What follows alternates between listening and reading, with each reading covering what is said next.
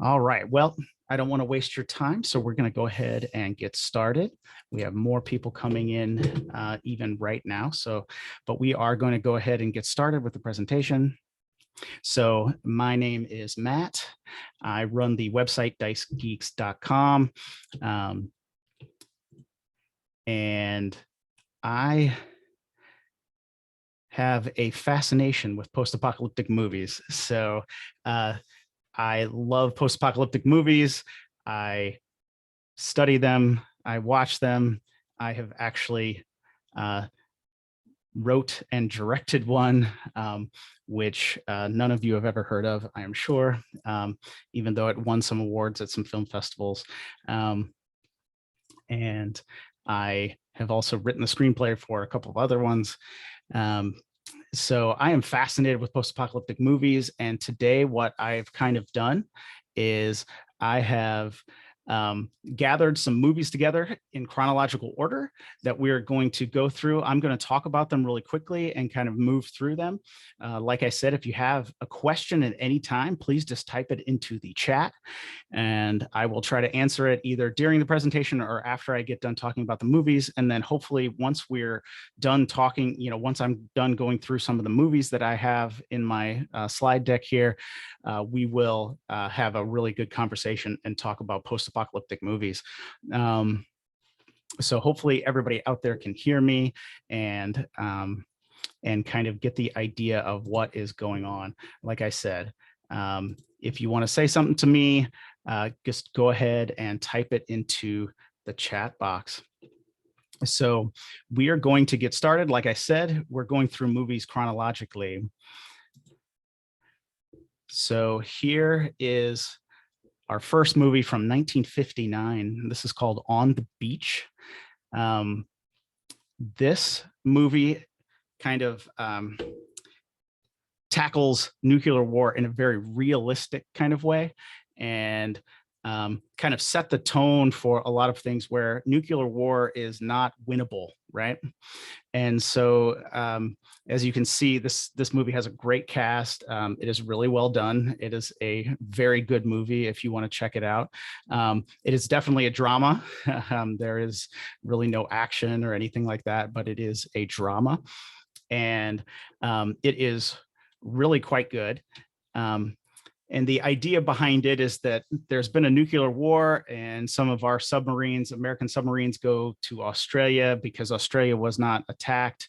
But then they realize that the bombs are going to destroy the entire world anyway, that there's radioactive clouds and things coming, and they are going to be killed anyway. They're going to die anyway. And it just speaks to the idea that nuclear war is not winnable.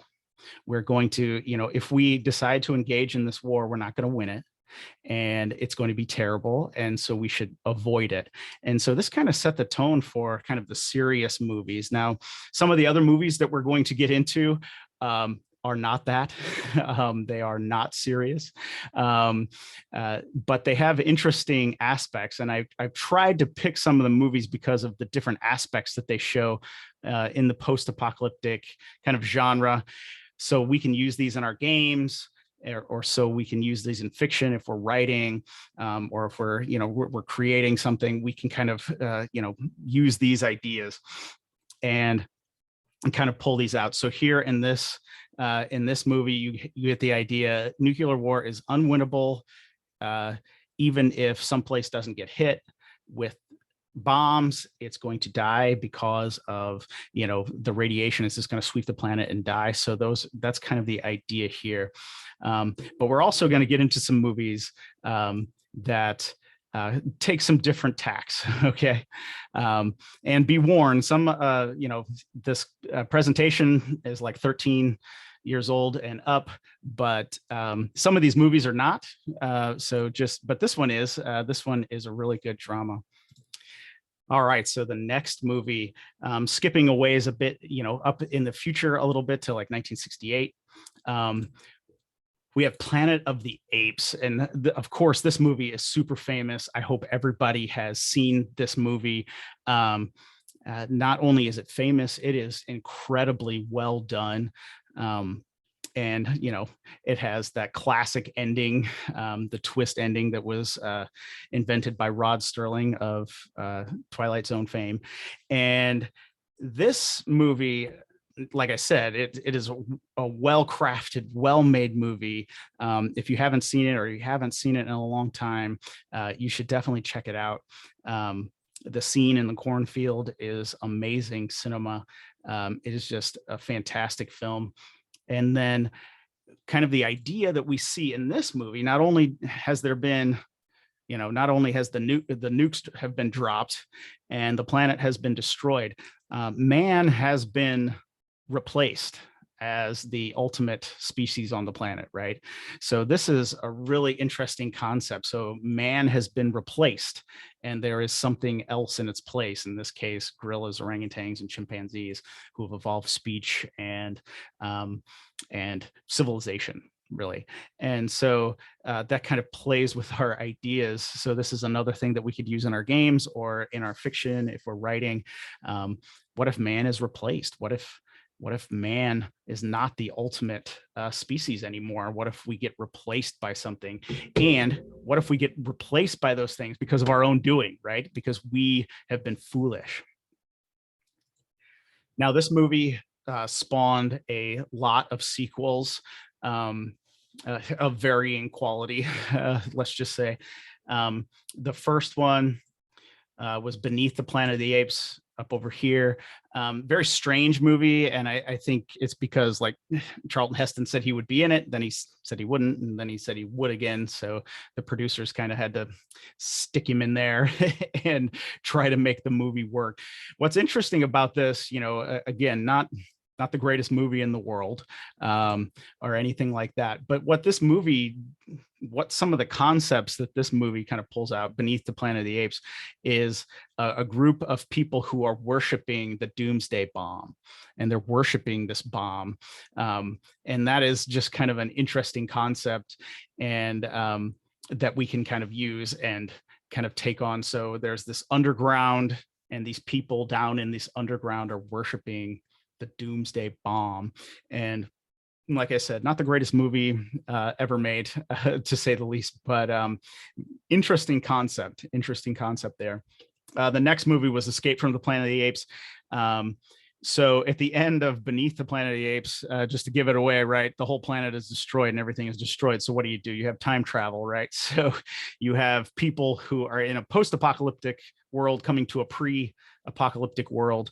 And of course, we're going to see that motif kind of repeat a couple of times in some of these movies that we touch on as we go along here. Escape from the Planet of the Apes is a, it's a fine movie. It's kind of boring, but it's okay. It's interesting. Conquest for the Planet of the Apes is actually quite good. Very bizarre film. This is kind of pre-apocalypse, but post. It's really strange because now that our time travelers, we've had those time travelers, and now we've had more evolution. And so the intelligent apes are being kept as like slaves and servants. And it's actually quite an interesting film. If you check it out, it didn't win any Oscars, but it's a really interesting film. And the last one of the original sequels was Battle for the Planet of the Apes. This one is kind of like Three Kinds of Crazy, but it has an interesting concept that we're kind of in the middle of the apocalypse, and we're seeing kind of what led up to the dropping of the bombs. And so I thought I would include that because it is kind of an interesting concept there. Like I said, it kind of has to be watched to understand it, but if you watch it and you're not impressed, don't blame me. It's still kind of an interesting film. All right, so the next one, we're moving on here. Now we're in like 1975. This is The Ultimate Warrior. This movie was written and directed by Robert Klaus, who directed Enter the Dragon, Bruce Lee's famous movie, or the movie that made Bruce Lee like a household name. And this movie is interesting in a number of ways. Obviously, we have a great cast. We have Yul Brynner, Max von Sydow.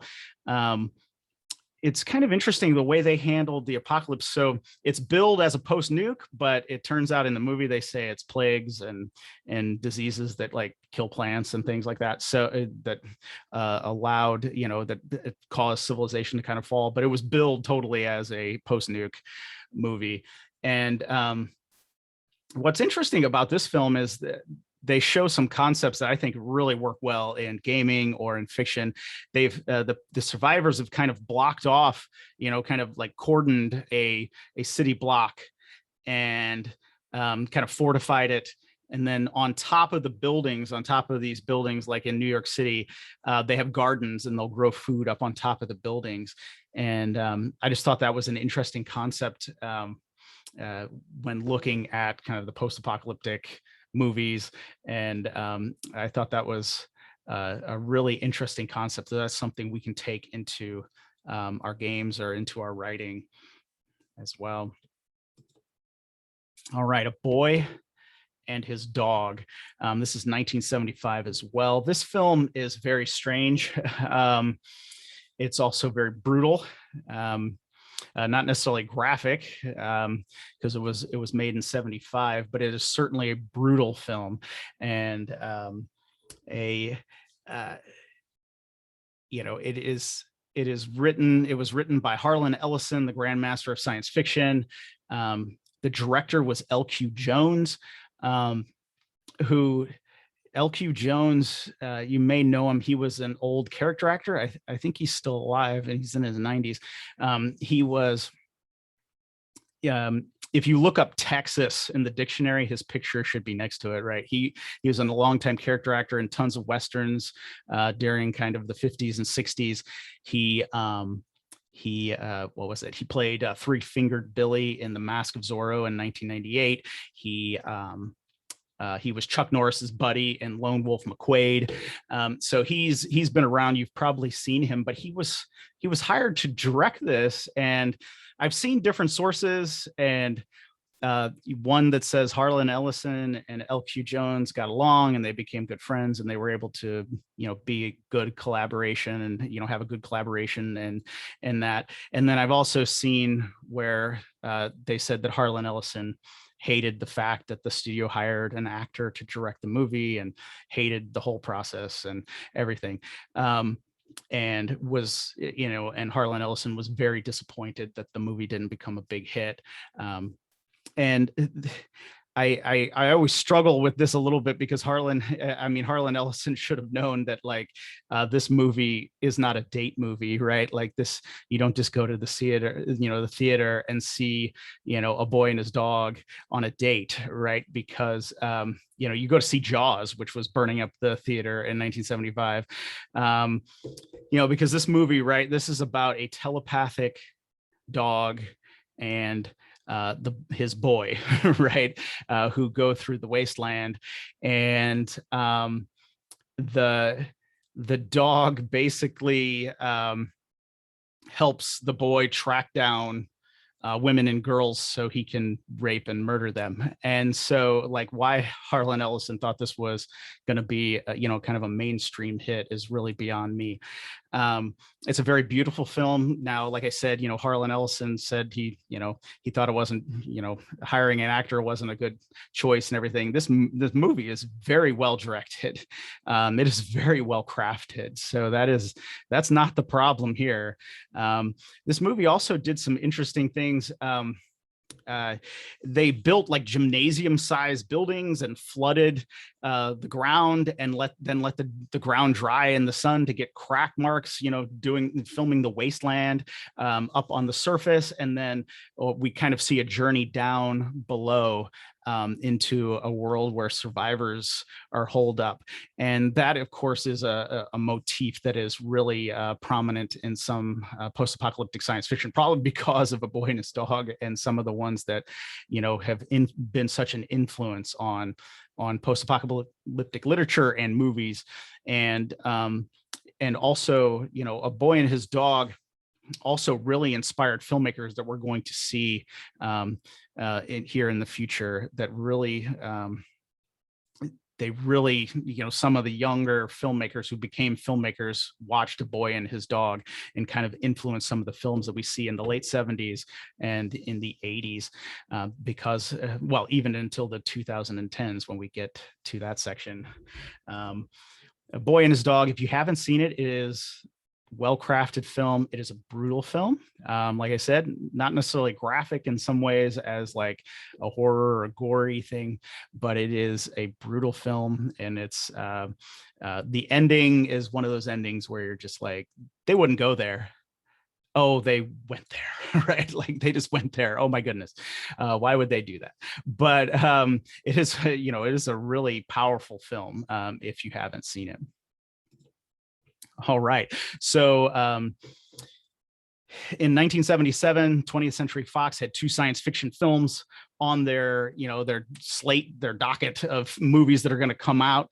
And one of the movies they decide is going to be a bomb, and they just push it out to theaters and kind of let its creator kind of go and take that movie.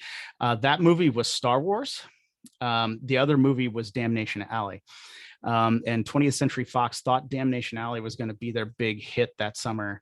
And when Star Wars started becoming a hit, they started scrambling and they started trying to fix Damnation Alley, and it didn't work, let's just say. But Damnation Alley is a very interesting film.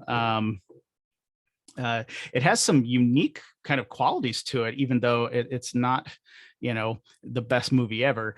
One thing interesting is that our main characters are the ones who actually turn the switch.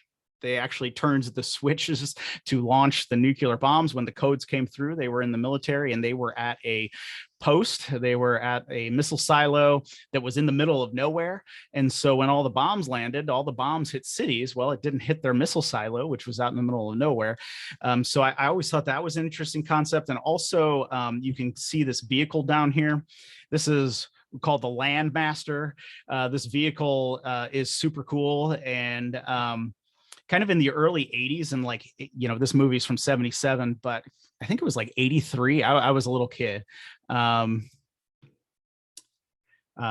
was a little kid in 83, but this kind of became an event movie on television in like 1983. And the Landmaster, I remember, always thinking about the Landmaster and this big vehicle, this, driving these big vehicles around in kind of a post-apocalyptic, world. And that's going to be a theme that people pick up on too, is like a really cool vehicle or some awesome vehicle in the post-apocalypse. And also in Damnation Alley, they added, somebody had the idea to kind of change the sky and add kind of this interesting effect over the sky, kind of a psychedelic laser effect over the sky. It was an interesting idea. Again, they didn't really have the time or some of the budget or the capability to really kind of pull it off, but it is interesting. And it is kind of a fun movie to watch. Great cast, Jan Michael Vincent, George Peppard, Paul Winfield, who's really awesome.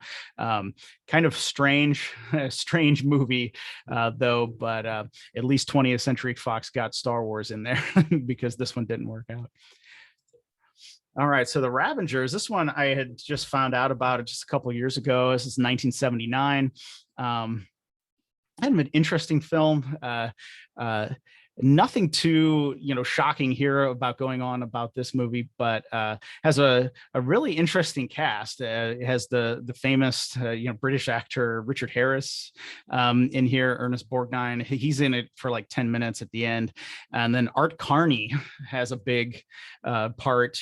Very strange kind of movie, but worth watching if you like to see some of these, if you like to see some of these themes about how the world is faring after we've dropped the bombs.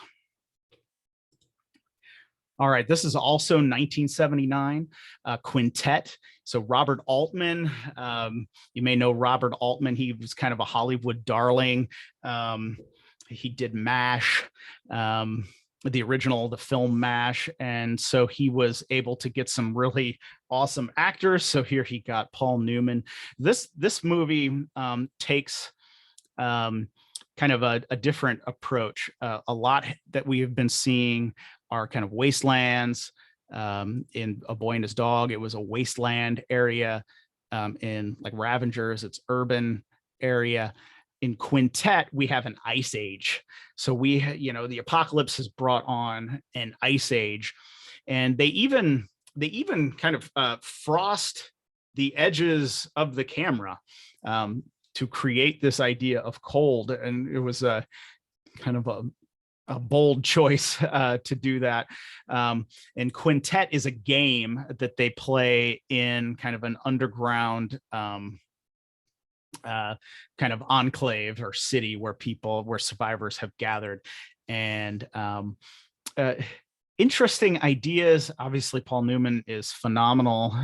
He's a phenomenal actor, but sadly, the movie is really slow and a little confusing. Sadly, when they filmed in really cold conditions, and so actors were really bundled up, and they were walking on real ice and snow. And so when you try to have a foot chase when actors are bundled up and walking on ice, it ends up being kind of a slow foot chase. And so the movie's kind of slow, but definitely some interesting concept here. Is I like the idea of an ice age and things like that. So that's some just interesting concepts that we can kind of build on. And the idea of a game kind of being played in real life, a game that becomes where you become the pieces in the game, kind of an idea in literature and that as well. All right, of course, we're in 1979, and I would almost be certain that everybody has seen the original Mad Max movie. And if you haven't, you should see it, see it really soon. Now, what's interesting about this movie is there wasn't really any nukes in this. The kind of the original concept of Mad Max is just that society is going to degrade, that we're seeing a degradation, this running down of society, that things are not going well. And this kind of reflects some of the attitudes that were coming out of the 1970s, right? Like I said, I was a little bitty kid in the 70s. I was born, in 1973, so I was a little kid, so I don't remember much. But like, the 70s were bad, man, right? So this was a lot of some of these thoughts and this, some of the impressions that George Miller here kind of got to create Mad Max. It's just like, we don't even need necessarily a nuclear war. Society is just degrading on its own. Now that changes later in the sequels, and we'll see. But Mad Max is just one of those movies where it is so powerful. And it just doesn't even look like it was made in 1979. Some of these other movies look like they were made in the times they were made, and they're a little dated. Mad Max, it's just a powerful movie, and it just looks like it was made yesterday in some regards.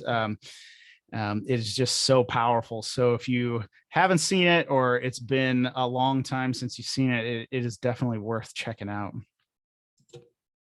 All right, of course, we're getting to 1981 right now. Mad Max, the original Mad Max, was a huge hit.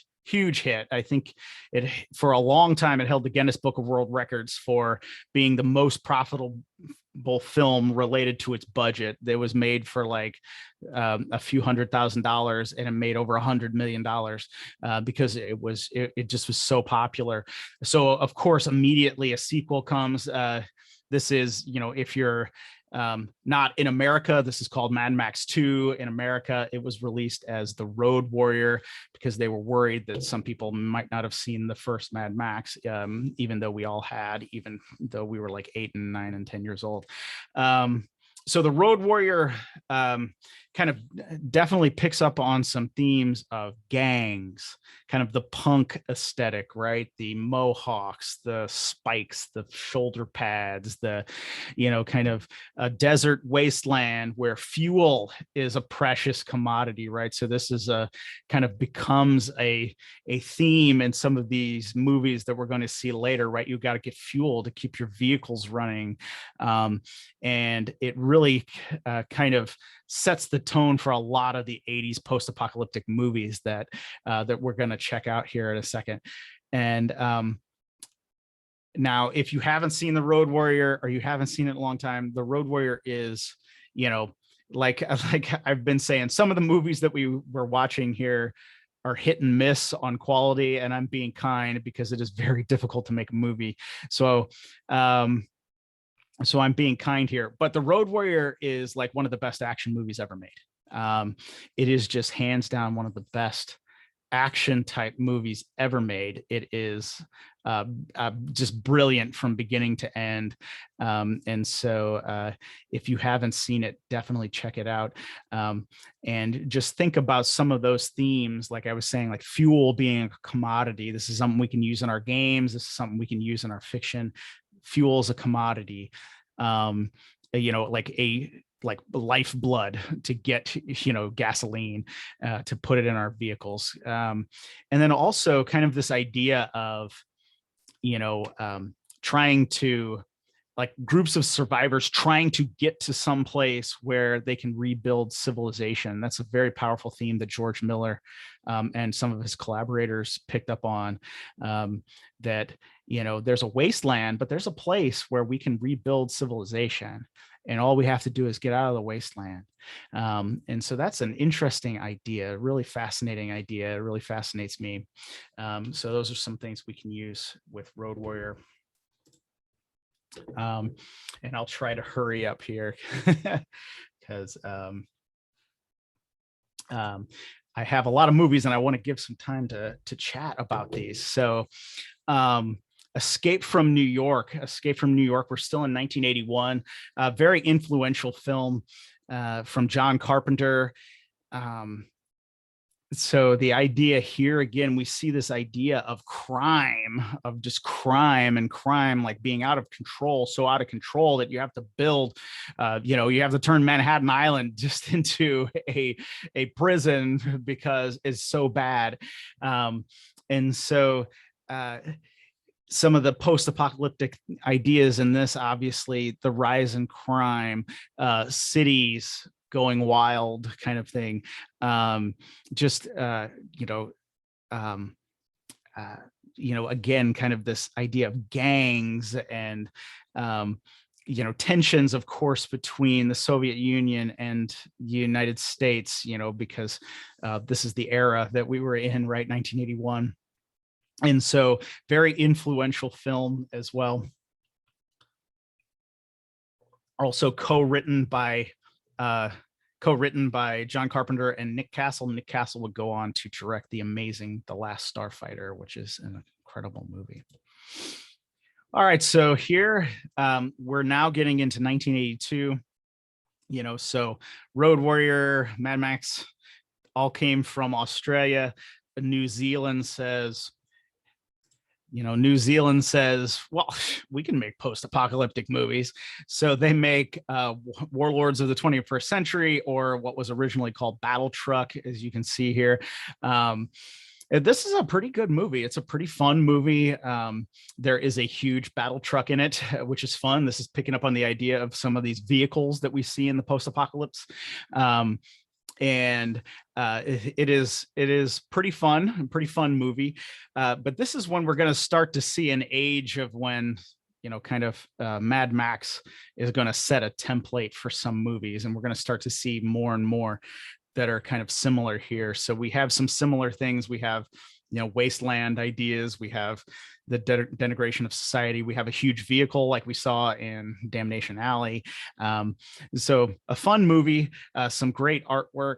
This cover over here called Battle Truck is really cool. Like some of this artwork from the early 80s here. All right. So like I said, after Mad Max, and then followed really quickly by, its sequel, Mad Max 2, or, The Road Warrior, people started making copycats, and they started ripping off Mad Max, Road Warrior, and Italy and the Philippines were kind of like, hold our respective national beer brands, and they just started making these movies like crazy. And there are way too many to cover in this presentation. I'm already taking probably too long to talk about these things. It is way too many of these movies to cover, and I didn't include really hardly any other than Battle Truck, just because the Italian movies and the Philippine movies, they are just basically clones. They are just ripoffs. They're clones. Doesn't mean they're all bad, but they really fall into the genre of, a ripoff, exploitation. If you want to see some of them, just hop on Google, type in Italy and post-apocalyptic movies, or Philippines and post-apocalyptic movies, and there are so many. It is absolutely crazy. They also picked up on Escape from New York. A number of Italian movies are like Escape from the Bronx, New York, or Bronx Warriors, after the fall of New York. So they really picked up on the idea of New York, and they were, really copying some of these movies. So there's too many to talk about. You can look some of those up on your own. Now, I tried to keep the topic to nuclear or something like that, but I have just a little digression right here, because these both came out in 1983. We kind of had a crossover, right, where I guess it was a profitable idea to pitch to a producer, hey, it's Star Wars plus Mad Max. And so we get some kind of future post-apocalyptic worlds where we're on different planets, and we see some of these post-apocalyptic ideas in that. And so Space Hunter, Adventures in the Forbidden Zone, this movie is really kind of fascinating, because it has a really good cast, has a really good production team, right? The executive producer is Ivan Reitman, right? His next movie would be Ghostbusters, right? Like, so this has a really good team, although he didn't direct this one. He has a really good team. Ernie Hudson is in this, and I'll tell you what, Ernie Hudson shows up and knocks it out of the park. He is great. But this movie was hampered a little bit by just kind of like the effects are just a little off, the dialogue's a little off, the plot is kind of thin, but Space Hunter's awesome, right? Like, it's an awesome movie. If you haven't seen that one, I would urge you to check it out. Metal Storm is a little on the lower end. Metal Storm, the destruction of Jared Sin, is kind of famous for containing neither a metal storm nor the destruction of Jared Sin. And it's from Charles Band, who Charles Band, if you know low budget movies, Charles Band just puts out movie after movie, and kind of very strange movie, but they did get the Papagallo from Mad Max 2, or the Road Warrior. So they got him, and it's interesting. A lot of cyborgs, a lot of dune buggies, things like that, that would appeal to the home video market in 1983, which was just starting to explode. So that's my little digression into kind of like space post-apocalyptic movies. And obviously we can do that if we're playing Traveler or Star Wars or any game where you're in space. You can just go to a planet, and that planet is a Mad Max world. All right, now this movie is, we're kind of definitely back into the post-nuke, or this one actually has pre, during, and post-nuke, all in this movie. This movie definitely takes a more realistic approach, right? Like I said, a lot of the movies have started to go into more fanciful or fantasy-like territory. But The Day After is a really interesting movie, because The Day After kind of shows like everyday Americans in middle America, like dealing with what would happen if there was a nuclear strike. And it's a really interesting movie, because this movie changed world history. Okay. And I'm not exaggerating in the slightest. So after, President Ronald Reagan, after, I can't remember if it was after he was out of office or if he was still in his second term, a reporter asked him the reporter said, we can see your attitude toward the Soviet Union in 1983 and your attitude to the Soviet Union in 1984 is like completely different. There was like a huge change there. Is that true? And what happened? And President Reagan said, I watched The Day After, and I said that he said he watched that and he was like, I knew that we could just never let that happen. And I did get a question in chat. The Day After was made for television. So this was a TV movie here in the US, and it was made for TV. So President Ronald Reagan watched The Day After. He was horrified to see kind of this imagining of what would happen kind of just to ordinary Americans. And he changed his whole posture towards the Soviet Union. And I heard a podcast with Nicholas Meyer, the director. Nicholas Meyer, the year before, had directed Star Trek II, The Wrath of Khan. I've heard a podcast with Nicholas Meyer, and he says, they relate this story of him hearing years later about Ronald Reagan seeing the movie. And Nicholas Meyer said, well, then The Day After is the most important thing he has ever done or will ever do in his life, that if it convinced the president to take a different view of nuclear war with the Soviet Union. So this movie, by today's standards, though, this movie's kind of slow. The nuclear strike sequence is on YouTube. You can watch that on YouTube, just like a 5-minute clip, and it is really powerful. And of course, this was another huge event movie about nuclear war in 1983 here in America. All right, this one I threw in because it's brilliant. This is Le Derne Comba. So pardon my French. This is by Luc Besson, the first film by Luc Besson. This movie is outstanding. So this is also 1983. This is shot all in black and white. There is only like a couple of words of dialogue spoken throughout the whole movie, because something with the apocalypse in this movie is that we no longer can speak, that humans can no longer speak. And so it is essentially, silent as far as dialogue throughout the vast majority of the film. It's a very visual film. It has the great Jean Reno in it, who Luc Besson made an international movie star with the movie Professional, which Luc Besson directed. Luc Besson also did The Fifth Element. Luc Besson, what did he do? He's one of the premier European movie producers. He produced all the Transporter movies that kind of helped Jason Statham become a star. I think he directed Valerian, was the last movie I believe he directed. And very talented. This was his first film. As a wannabe former filmmaker, I just can't even believe this would be your first film. It was amazing. If you haven't seen Le Derne Comba, check it out. All right, so 1984. So here, obviously, very famous movie.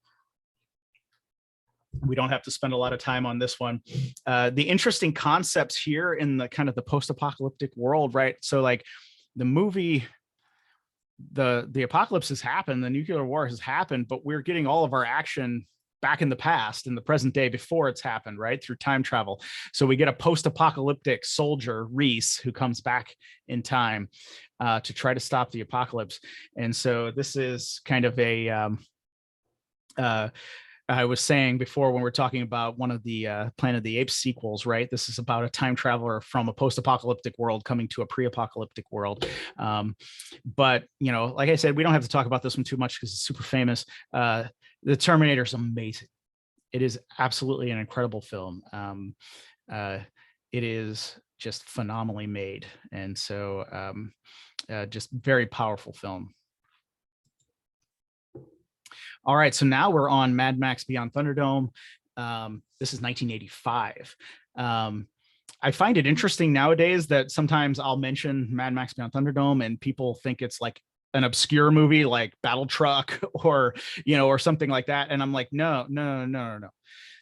I was on the playground in 1985 and we were all singing "We Don't Need Another Hero," right? That was like a #1 song here in America. And this movie was huge in 1985 and very strange compared to the Road Warrior or Mad Max 2, very strange, but still some really great action.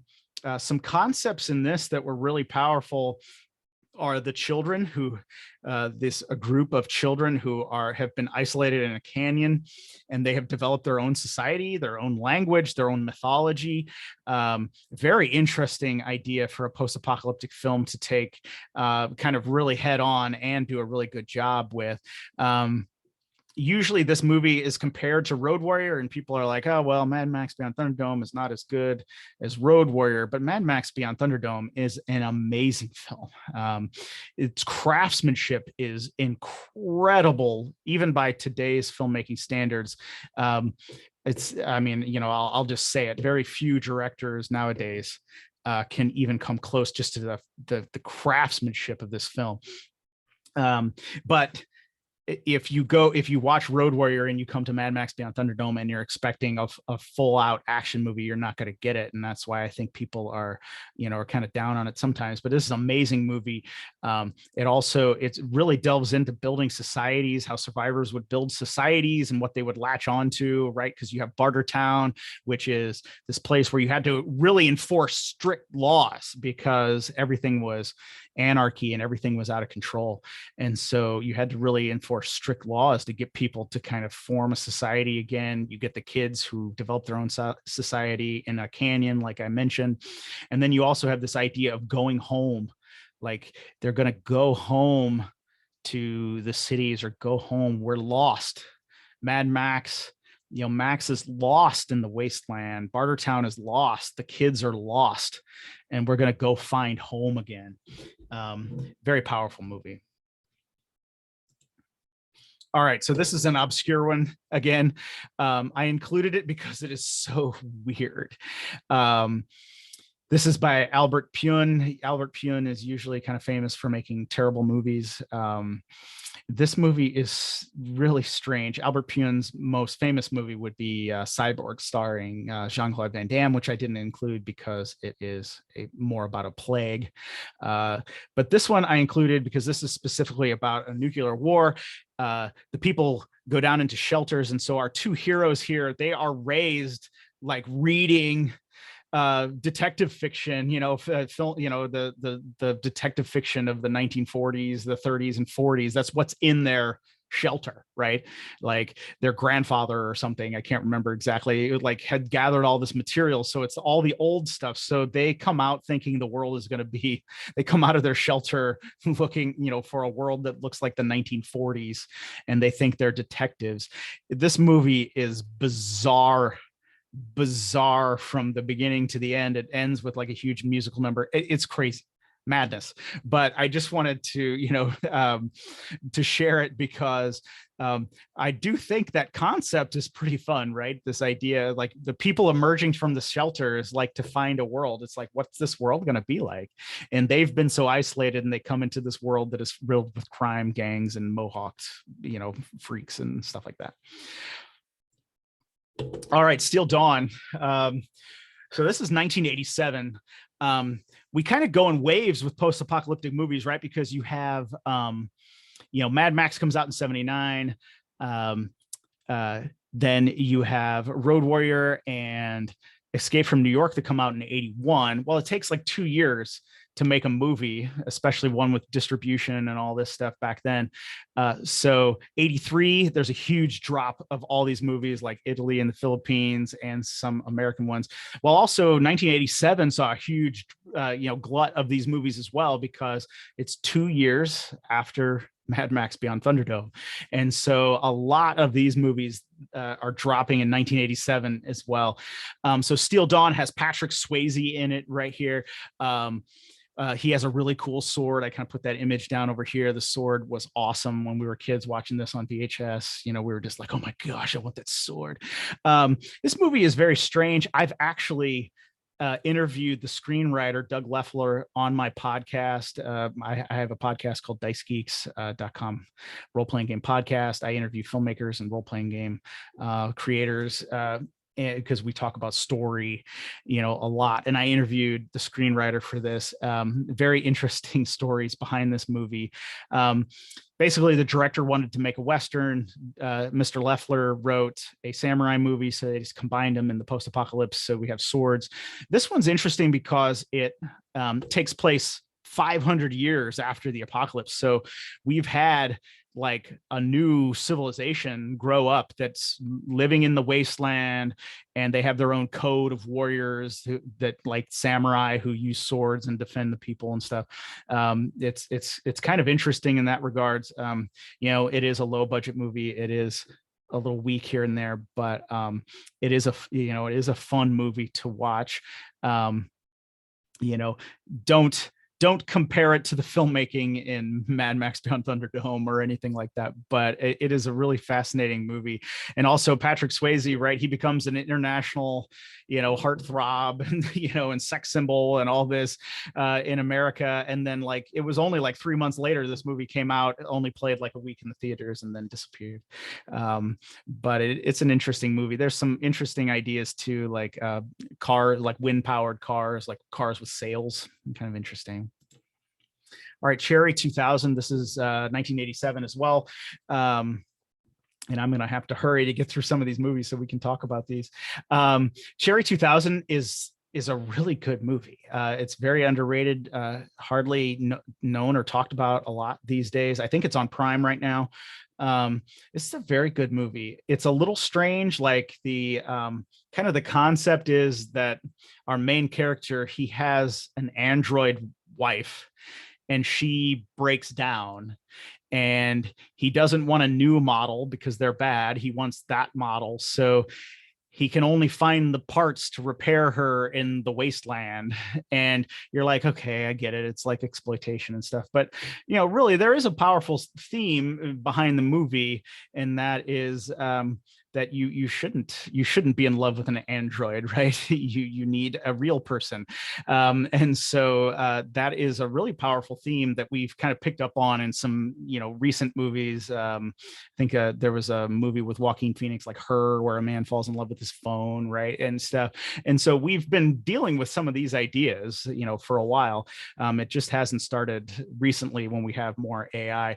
This movie has a fantastic cast in it. I mean, Melanie Griffin, obviously she's front and center because she was probably the most well-known name. But also Ben Johnson, the old character actor who was in tons and tons of Westerns. The scenes here, and it ended up being his last movie, which is kind of sad, but he shows up in some scenes and he just like makes everybody look bad, right? He just acts so well. It's just really neat to see him acting in kind of a post-apocalyptic movie. He plays a really interesting character. So this movie is definitely worth seeing, although some parts are a little, you know, not exactly Mad Max, you know, level filmmaking, but it's a good film. All right, The World Gone Wild. This is 1987 as well. Like I said, this is also, you know, another glut of these movies are coming out. You know, World Gone Wild, some interesting concepts here. This is basically a remake of The Magnificent Seven or Seven Samurai. A town needs to hire some mercenaries, but I guess maybe for budgetary reasons, we only got like 5 of them instead of 7. Some of the concepts here, again, we have a walled kind of a walled compound or a walled town that is fighting off gangs. And now the resource here is water. The town has a spring and it has water and it hasn't rained. So this is another concept that we see in some movies where there's no rain and they are dealing with, you know, water is becoming the commodity that everybody is after. This is a fun movie. Don't take it too seriously. It doesn't take itself seriously, which is pretty fun. They actually turn some of the tropes a little bit here and there, and it is quite a bit of fun. Definitely not on Mad Max level, but it is a lot of fun movie. It has a great cast as well, some really fun actors in it, and like I said, it really turns some of the tropes on their heads. And I won't give it away if you're going to look it up, but it is a really fun movie. All right, this is Survivor. This is 1987 as well. Like I said, there's tons of movies. This movie is very strange because you can hardly find it anymore. I remember renting it back in the day when I was a little kid. Definitely should have not seen it when I was 13. Very strange movie. It has Richard Mole in it, who is in Night Court. He's the big bald guy from Night Court. He was also in Metal Storm that we looked at. I only know this movie exists because I found this poster, and it is listed on IMDb, but there's hardly anything about it. And I do remember watching it. It is kind of strange. But what's the interesting kind of concept here is that you see appear every once in a while is our main character. He was an astronaut in space, right? He's in a capsule in space, and he just has to like watch the world destroy itself in nuclear holocaust. And so then his pod lands, and he's like he knows now everything's been destroyed. And so I always thought that was an interesting concept, this idea that this astronaut would see the destruction and then he would come down. And you'll see some other films pick up on some of those ideas as well, about astronauts who have to come back. Very strange movie. If you look it up, don't blame me, if it's not your cup of tea or anything. Very weird, definitely rated R. Like capital rated R, bold. So very strange though. Very strange movie. All right, so this is 1989. So Spirits of the Air and Gremlins of the Cloud. This is another really obscure film. This was the first film of Alex Proyas.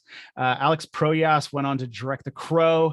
He what was the other one? I, Robot, the big one with Will Smith. And then I think he did, what is it, Gods of Egypt? I don't know how he ended up doing Gods of Egypt, although I haven't seen that one. Dark City. Yes, absolutely. Somebody in chat mentioned Dark City. So Alex Proyas did Dark City, which is a really cool film as well. So this is his first film that he made in Australia. I think it's on Prime still. Very weird. So obviously we're in a post-apocalyptic landscape because you can just, apparently drive for a couple hours and you're in the desolation in Australia. And so what's interesting with this one, it kind of picks up on a theme of aviation or flight that is kind of does run through some of these movies as well, some of these post-apocalyptic movies. Of course, we had that in Road Warrior, which I didn't mention, but of course we have the gyro captain in Road Warrior. We have the plane pilot in Mad Max Beyond Thunderdome. Here we have a character who's obsessed with flight, and wind plays a part in this film. We have like giant flags and banners always whipping in the wind. There's always this wind, and it has to do with like flight and being free and getting out of someplace and flying someplace else, which is an interesting, kind of an interesting concept as well when you're thinking about the post-apocalyptic kind of worlds and that you could think about. Very strange, again, very strange movie. Of course, there's a lot of cross motifs as well. Very strange film, but definitely worth watching if you're into post-apocalyptic fiction or movies, and you like the work of Alex Proyas. All right, this is 89. As well. This is The Blood of Heroes. Overseas, it was released as Salute to the Jugger. Rugger Hauer, Joan Chen, amazing cast in this. I think it has Vincent D'Onofrio in it, who's a huge in Hollywood and stuff now. in very impressive cast. The director of photography was David Egby, who did he was the cinematographer on the original Mad Max movie. It was written and directed by David Webb Peoples. David Webb Peoples wrote movies like Unforgiven for Clint Eastwood, that movie. He wrote, what else did he write? Blade Runner. He wrote Blade Runner, the screenplay for Blade Runner.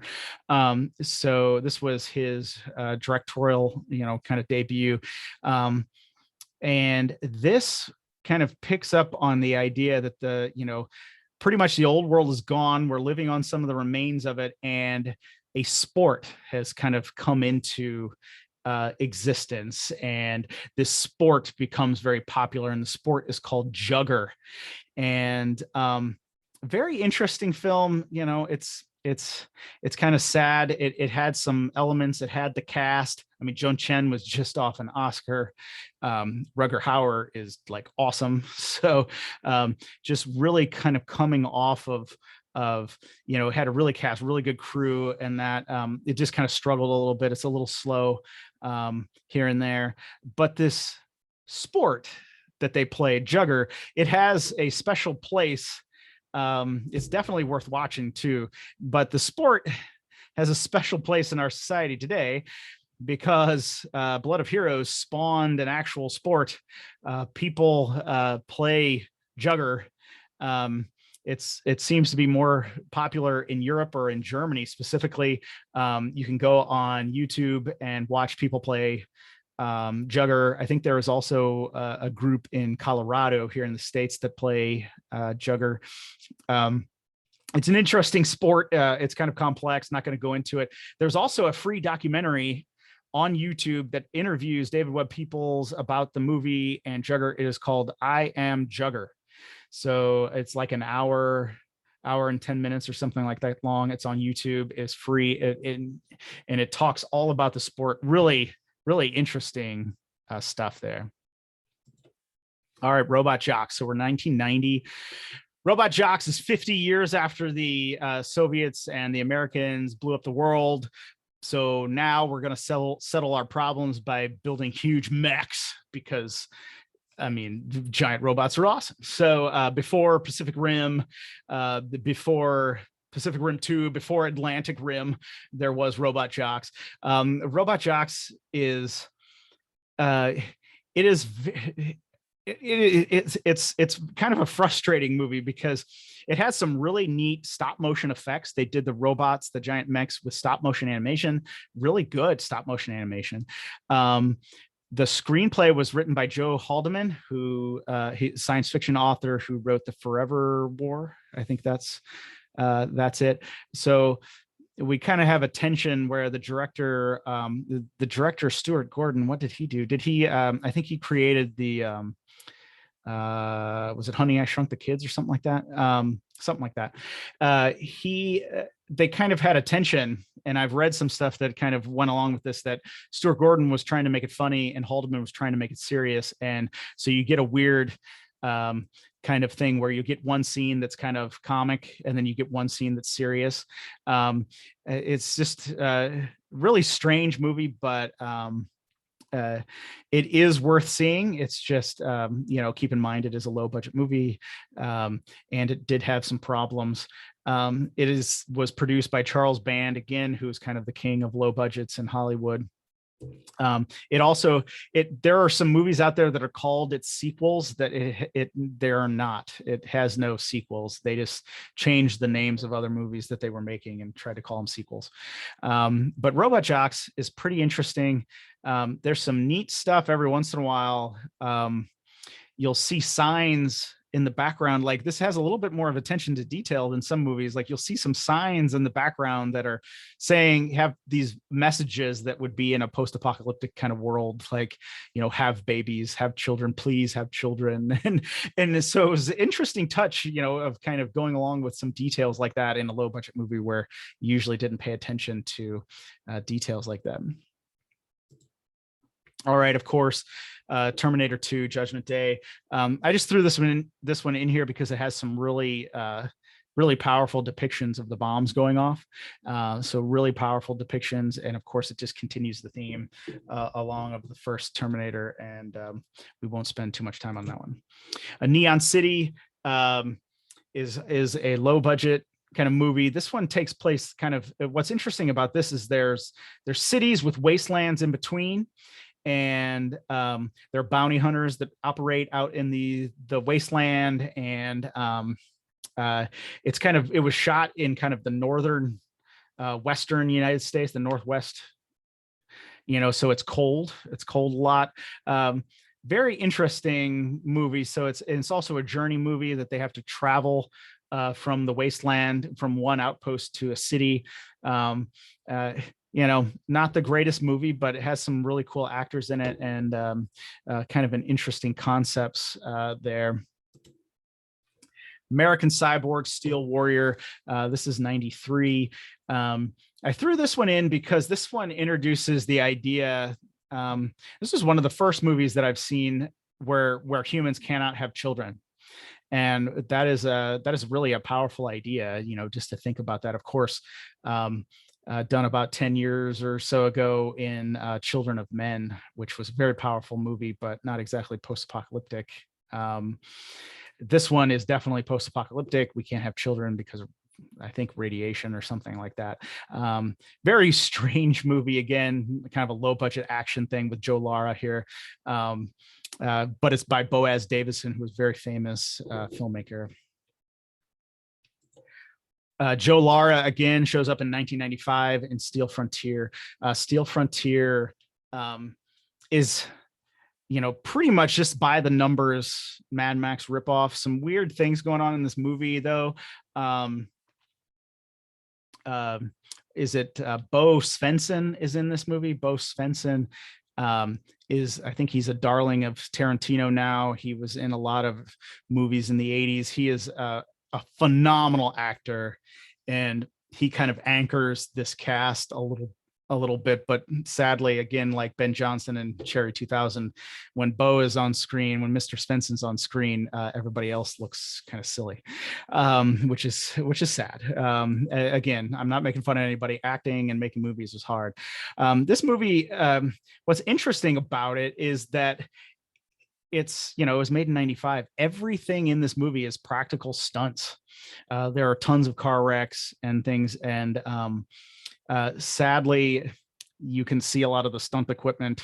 So there was a little knock against it right there. But it's really interesting to say, wow, man, that is a human being flying through the air instead of a CGI model that we're used to these days. This film also kind of takes,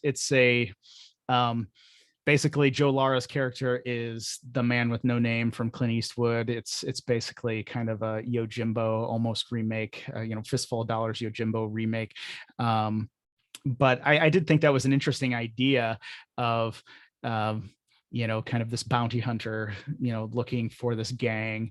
And also in this movie, our hero and another character have a conversation about how there are astronauts still in space station, like in a space station, just up above the Earth, rotating and rotating, and nobody can bring them home because the war's happened and nobody's left to bring them home. And I do think that's an interesting idea that some people have latched onto. All right, so this is 95 or 96, Kevin Costner, Waterworld. Probably heard a lot about this. Obviously, what is interesting about this is that there's hardly any land to speak of. So instead of being a wasteland with hardly any water, we get the opposite. We're inundated with water. And so I won't spend a lot of time on this because I do need to get finished because I want to have some questions at the end. Very famous movie. Obviously, it was like the highest budget ever at the time. Went over $100 million. I think it was the first one to go over $100 million. Now, $400 million budgets are approved for the Marvel movies, of course. But so very expensive movie. Has some interesting concepts in it, though. It does have some interesting concepts. So if you haven't seen it, you could check that one out. Escape from LA. This kind of just builds on, this is a sequel, obviously, to Escape from New York. It builds on some of those themes that a certain area is so crime ridden and so terrible that we can't even just go there. I threw this one in because it does have a great ending. There is a really fun ending in this movie, and it just kind of builds on some of the tropes that really started in Escape from New York, and he just continued, John Carpenter just continued them over into Escape from LA. The Postman, we're back to Kevin Costner, 1997. So this movie is frustrating in a number of ways. It frustrates me. The first like 40 minutes or so of this movie is pure genius. Nobody talks, and Kevin Costner's character just wanders through the wasteland, and it is amazing. And then sadly, some things went off the rail, towards the end, as Costner kind of let his ego get into the way, because he is an extremely talented filmmaker, and the beginning is just amazing. So there's some interesting concepts here, of course, coming from the David Brin novel of the same title, the idea of mail, like letters and cards that have, that was our connection to kind of civilization kind of idea, right? And that is a pretty deep, interesting idea, obviously, in the novel, that was taken to more depths than the movie, but still a very interesting film to watch, especially that first part where he's wandering through the wasteland. Very powerful. All right, so we're skipping ahead quite a bit. Book of Eli, Denzel Washington, Gary Oldman.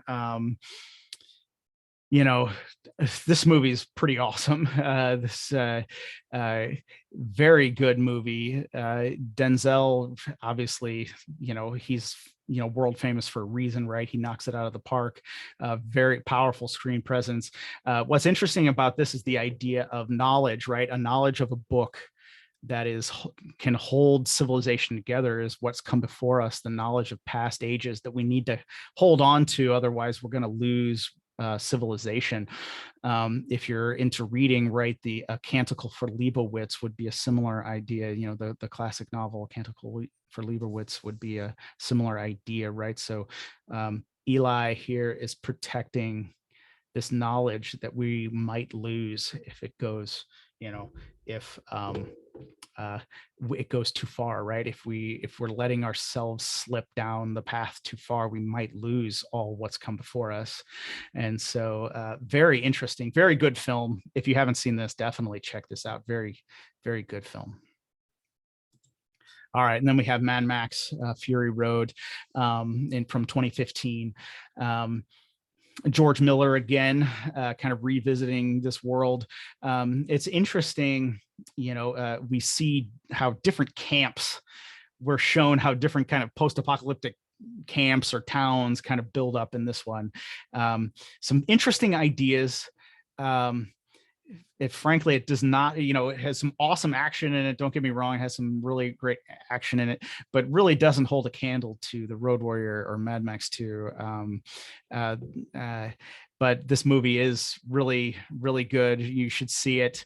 Has some powerful themes in it. Again, you can see those themes if you watch Mad Max, Road Warrior, and Mad Max Beyond Thunderdome. You can see that George Miller is still thinking about some of his themes, some of his ideas, like you can't go home. Some people can't go home. Some people can go home. Have I done something so bad that I can't go home again, right? And it's just some interesting ideas that he's playing with. So I think those can be powerful in post-apocalyptic film. And now I know I skipped a lot here towards the end, because I definitely want to we're scheduled until 4:30, or so I definitely want to give some time for questions. We'll have like 20 minutes or so for questions. If people want to ask some questions, you can go ahead and type those into chat. I hope everybody liked the presentation. Maybe seems to be only about 15. If there's some people who don't want to ask out loud, or want to ask out loud, I could possibly unmute them. But if anybody has any questions or thoughts about these movies, please type them into chat. I'd love to chat. We have like 20 more minutes to where we can talk about some of these movies. Why do you think post-apocalyptic themes are always so inhumane? Yeah, that's an interesting one. Yeah, because it is, a lot of these movies are built on the idea, right? That it's just like we've gone wild and we're destroying ourselves. A Boy and His Dog is like one of the most prime examples of that. It's just so brutal in its treatment of people. And I think that's because, we were kind of working on some of these ideas, right? That's, coming out of the 70s, right? That, our time was bad. Economy was bad in the 70s. Things were bad in the 70s. Urban decay was a big, it kind of became a word in the 70s. We were thinking about nuclear war a lot in the 70s. I know in the 80s, the early 80s, I thought, I was a little kid. I was like 9, 10, 11 in the early 80s. I thought we were going to have a nuclear war, right? I thought that's what the future held almost, right? That's something we thought about quite a bit. So I think it just kind of plays on these ideas that it's just like, if we lost all of our structures, right? If we just blasted everything, we're just kind of on our own, and people would just go wild. So I think that's why you see kind of that theme that it's just like, in some movies, of course, even A Boy and His Dog was said like, we'll make this movie, we'll write, Harlan Ellison was like, I'll write the story and we'll make this movie so people don't do that, right? Like it was supposed to be an anti, right? It was supposed to be, kind of this anti-message, right? Like where you're just like, don't do this. Look what could happen. Please don't do that. All right. So another question. There was a TV miniseries called The Edge of Darkness about a group of terrorist activists who find problems at a nuclear site. Has a powerful scene of a guy who holds 2 clips of plutonium and puts them together to go critical, technically pre-apocalypse. Have you seen it? Thoughts? I have not seen that. I am not familiar with Edge of Darkness. I'm going to write that one down though.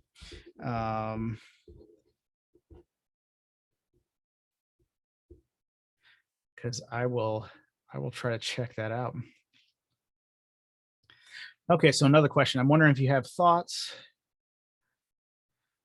on where there's a local apocalypse and the hero has to enter into a danger zone. Stalker and the original Roadside Picnic come to mind. Annihilation, Escape from New York 2, though they're less clear cut. Yeah, absolutely. Absolutely. That is an interesting concept, that there are kind of like a localized apocalypse, and there are people somewhere living kind of like like a classic middle class life, but in another place people are just in gangs and is all destroyed. Actually, Cherry 2000 would be that way as well, because you have a kind of an area where a man he works a normal job and gets paid and stuff, but then he has to go into this post-apocalyptic kind of wasteland area to get to go on his quest. Actually, the space ones are kind of that way too, right? The Space Hunter and the Ventures in the Forbidden Zone. It's like there are all these planets and they're all fine, but then there are these planets that are not fine and they're kind of post-apocalyptic. So that is kind of a it is an interesting concept and an interesting idea, and I think it can be played on. I mean, you could even go deep that it kind of go back to classic Western literature. You could go back to Homer and say, well, that's the hero's journey into the underworld kind of thing, that they have to go into this place to learn how to be human again, instead of just, some kind of, comfortable wage slave out in the, middle class area. They have to delve into something deep and dark, and then hopefully they learn how to live and be a human again, and then emerge from that place, a better person, right? So I think that is an interesting idea, and that certainly could be used in role-playing games or fiction. Absolutely. Anybody else have any questions? Let me check. We still have about 15 minutes or so. Would people prefer to be unmuted, or would you prefer to stay muted, or did anybody have any other questions? I know I ran through a lot of movies really fast.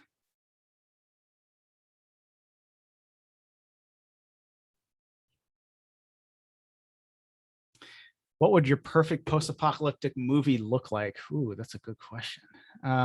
Man. That is a good question, because, oh geez, it might have already been made. It might be Road Warrior. To let you know that one.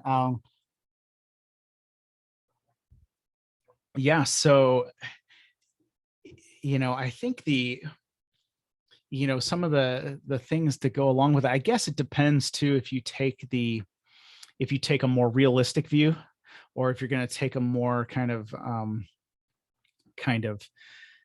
Road Warrior-esque kind of punk view, right? But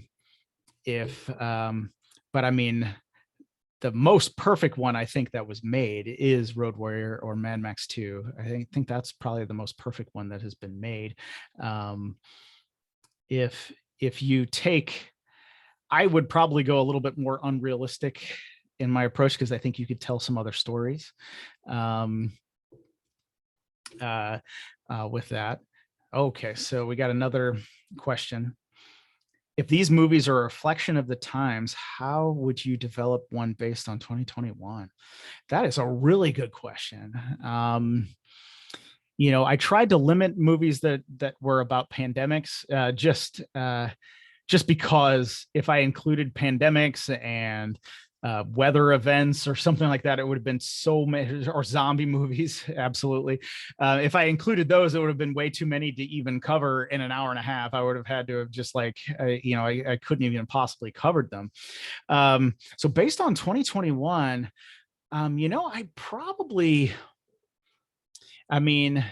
it's pretty easy to go with like a pandemic, or maybe nuclear material, something happening in Pakistan or something, so I think those things are still could be on our minds, some of the destabilization of some nuclear power countries, I think would be interesting ideas. You could also go into different things too, with just like what is it, like the loss of electricity, if you want to do EMP pulses. I think there was, what was that, the TV show from James Cameron that made Jessica Alba a star, oh gosh, Dark Angel, something like that, in early 2000s, or 99, 2000, something like that, where an EMP is going off and there's no electricity in certain areas. I think that would be kind of interesting. Yeah, so something along those lines. I'd have to think about it quite a bit. I'd like to work in some different themes. Yeah, I'd like to just work into a lot of different themes. Something with social media, how our social media age is doing things. So I'd work on some of those things. All right, so we have another question. Do you have any recommendations on post-apocalyptic themed games, RPG, board games, etc.? Sure. To kind of just go off. First off, I have created one myself. It is a post-apocalyptic setting for the OpenD6 system. It's called Anarchy. You can find that on my website, dicegeeks.com. And I really tried to capture the feel of Road Warrior in America and the kind of that idea. Obviously, there are some classic ones that Gamma World or some of those that would be more classic. I've been looking at a few. I haven't got to play any too recently, so I've been looking at, of course, they have the new Fallout RPG out. I'd love to check that one out. I haven't got to see that one too much. Of course, that has like a retro future, right? So you can go quite a few different ways with the apocalypse when we're talking about some of these movies. So I would definitely check that one out. I like.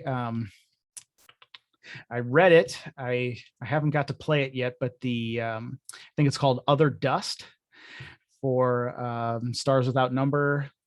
Stars Without Number, kind of a creating a post-apocalyptic Earth within that idea, and I really like that idea of having kind of a post-apocalyptic Earth with all of these other places kind of taking preeminence, even though Earth was the cradle of civilization. That's an interesting idea. Any podcast recommendations with post-apocalyptic content? I have not seen any too recently. There was, oh my goodness, I can't remember the name. I will have to look it up, but there was one a while back, meaning like probably 5 years or so ago, that I saw, and they were telling a story about the post-apocalypse they were doing like fiction podcast, and I cannot remember what that one was. But yeah, I haven't seen much. I know sometimes you'll get, there are some YouTubers who will cover some of the post-apocalyptic movies, say, what is it, Good Bad Flicks on YouTube. He'll cover some of the post-apocalyptic movies. Then there is another podcast that talks about B movies that'll sometimes cover these. I cannot remember the name. I should look up some of those, but no, that's a good, I haven't been able to listen to much recently, but I'm sure there are some really good stuff out there as far as a podcast. But if you want to see some of these movies covered on YouTube, I know Good Bad Flicks has covered Steel Dawn and a few of the other kind of lower budget movies. And then somebody says, if you like nuke-based reality, I'd recommend the YouTube channel called Plainly Difficult. He does mini documentaries, 10 to 20 minutes, and he has a lot of videos about real life nuclear disasters. That's interesting. When exactly do you know you're in an apocalypse? Feels only like when the nukes are up front. It feels like only nukes are up front about the situation. Now that is pretty funny. And that is actually very true, right? Because yeah, you could be in an apocalypse of some other nature, right? It's kind of interesting, just personally in my own life. In 2010, I was in Port-au-Prince, Haiti, and when the earthquake happened. And so the earthquake happened right when I was in Port-au-Prince, and that was an apocalypse, right? So that was an apocalypse kind of thing happening right there under my feet. And so, yeah, as the commenter said, it seems like the nukes are like, yeah, when nukes are landing, you're like, okay, this is the apocalypse. Got it. But before then, how do you know, right? I mean, you would almost have to think of some disaster or something like that, right? Like some kind of thing, something causes something to go, to really, falter, causes civilization to falter. Obviously, a pandemic could do so, but we don't seem to be, too apocalyptic, right? Because civilization is still carrying on, even though some people, have been affected greatly by it.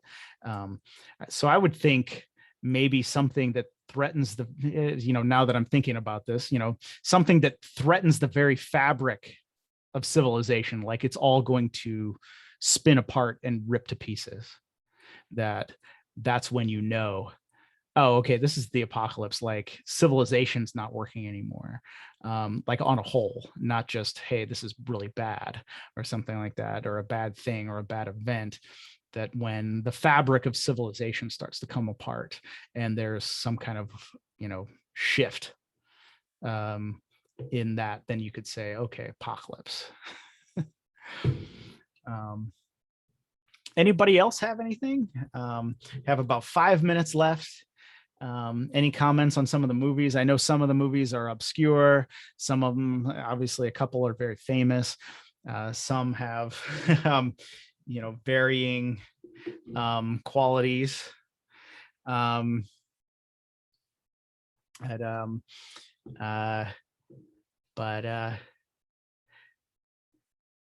most of them are quite interesting. So I hope you didn't mention hardware. Okay, yes.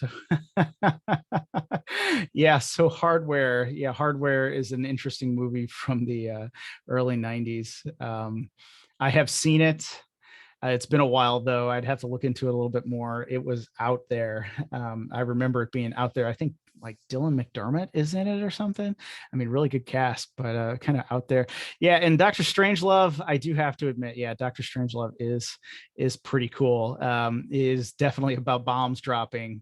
So like I said, I just kind of tried to pick, some that kind of went along with the theme, and I almost had too many because really Dr. Strangelove is kind of right? It's about kind of this build up to what kind of arrogance or mental health or something would cause, a problem and cause somebody to launch nuclear bombs, which I think is, there's a reason, right, that is kind of a, that apocalypse is right on everybody's mind, right? Because it's like somebody can press a button and cause it, right? Like that is what is scary about the nuclear holocaust or the nuclear war, is that it's just like, it's not something that came about by other means or something. It's not like we just had a whole bunch of earthquakes and we lost, the ability to kind of connect with people, and so civilization had a reorganization. This is like somebody pressed a button and caused all this, and it's like who you have to be insane. You would have to be insane to do that. So I think that's an interesting idea. Well, thank you. Thank you so much for the shout out about the website. That is cool. I do make post-apocalyptic, or I do make role-playing games. I have one post-apocalyptic one. I do have a podcast where we talked about some movies. What is the most scary apocalypse? Oh, gosh, I don't know. I mean, nukes are really scary because I think it's all over, right? Like if we just unloaded the whole arsenal, I think it's just all over for everybody, right? I think that would be the scariest thing, right? Obviously, if you wanted to expand and go into zombies, like that's terrifying, right? Like if you wanted to expand and that nukes cause terrifying, then oh my gosh, that would be wild. Great mix of movies. I'm going to check out the ones I didn't see already. Thanks. Well, thank you. Oh, what was the movie you said you made at the start of the video? Can we check it out? Oh, no. It was, I don't know if I should mention it. It was pretty bad. Yeah, so I made a post-apocalyptic movie. It was a guerrilla film. We made it. You can look up my name on IMDb if you want to, or it was called Ezra Crane. If you want to look it up, the trailer's out on YouTube somewhere. It wasn't any good, but we did win first place scientific sci-fi feature or something like that at a film festival in Ohio. but isn't what happens after more scarier even? Yes. So that is another powerful thing. Like, the idea is what I was saying about the nuclear war is I think that if we dropped all the nuclear bombs, I think the world's over. So like nobody lives, nobody's, we turn it over to the cockroaches, I think. But if people survive like a post-apocalyptic, then a event like that where society is, where people are almost acting like animals, then I think you would be in a situation that would be even scarier than the apocalypse. And I think that's kind of the idea, that we could enter this world, we could create this world that is so terrifying by our own making, right? So like the day after, right? Never do this. Never drop these bombs. Never just unload the whole arsenal, because we'll be finished. All right. Well, it is 3:30. I thank you guys so much. This was a ton of fun to talk about these movies. I hope you all enjoyed it. And if you ever need to drop me a line, if my email is just matt@dicegeeks.com. I could just throw it in the chat real fast. And yeah, if you ever have any questions or thoughts or anything, yeah, just drop me a line. You check out my podcast, check out some of my books. I would greatly appreciate that. So thank you so much, everybody. And I'll see you all later. Thanks.